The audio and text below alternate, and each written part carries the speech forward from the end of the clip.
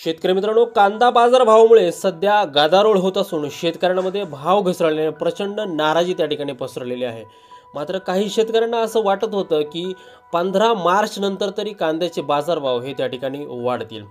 तसंच बराचसा कांदा हा त्या ठिकाणी आता काढायला सुरुवात झालेली आहे। बराचसा कांदा हा त्या ठिकाणी मार्केटमध्ये येत आहे। आवक सुद्धा त्या ठिकाणी कांद्याची वाढलेली आहे। पण अशातच मार्च एंडपर्यंत बाजारभाव हे कसे राहतील अशी बऱ्याचशा शेतकऱ्यांना त्या ठिकाणी काळजी लागलेली आहे।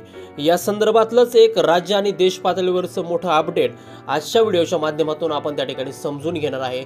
त्यामुळे व्हिडिओ हा न चुकता शेवटपर्यंत पहा। चॅनलवर जर नवीन असाल तर चॅनलला नक्की सबस्क्राइब करा आणि या व्हिडिओला एक लाईक नक्की करा। मंगळवारी लासलगावच्या लाल कांद्याला सुमारे 1625 रुपये तर पुण्यात 1200 रुपये, राहता 1000 रुपये उन्हाळी कांदा लासलगावला 1650 रुपये, अंदरसूल, कळवण, सटाणा, देवळा, पिंपळगाव, कोपरगाव येथे जवळपास 1300 ते 1500 रुपये। राज्यात एकूण आवक केवळ 2,17,000 क्विंटल। सोमवारी एकूण आवक होती 4,32,000।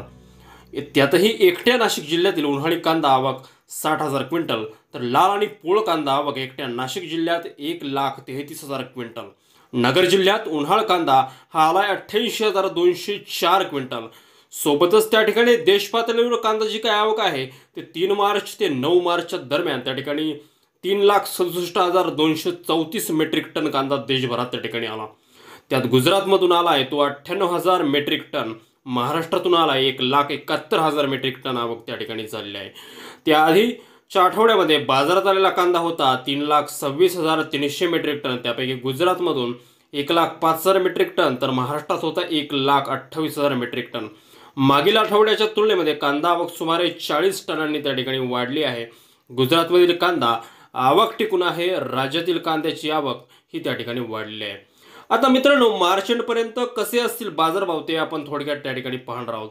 उन्हाळी कांद्याचे खूप उत्पादन होईल या बातम्या आल्या आणि त्या भीतीने व्यापाऱ्यांनी कांदा खरेदीत हात आखडता घेतला। परिणामी बाजारभाव पडायला सुरुवात झाली अशी माहिती लासलगाव कांदा व्यापारी असोसिएशनच्या पदाधिकाऱ्यांनी त्या ठिकाणी दिलेली आहे।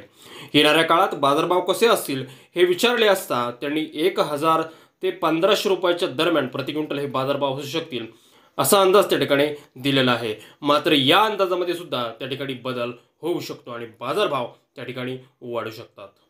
शेतकरी मित्रांनो, दिलेली माहिती तुम्हाला उपयुक्त वाटली असेल तर व्हिडिओला एक लाईक नक्की करा। तुमच्या मित्रांपर्यंत ही माहिती नक्की शेअर करा। मार्च एंडपर्यंत बाजारभाव वाढतील का, तुम्हाला काय वाटते कमेंटमध्ये लिहायला विसरू नका। चॅनलवर जर नवीन असाल तर चॅनलला सबस्क्राइब करा। भेटूयात पुढच्या एका माहितीपूर्ण व्हिडिओसह, एका मोठ्या अपडेटसह। तोपर्यंत शेतकरी मित्रांनो, धन्यवाद।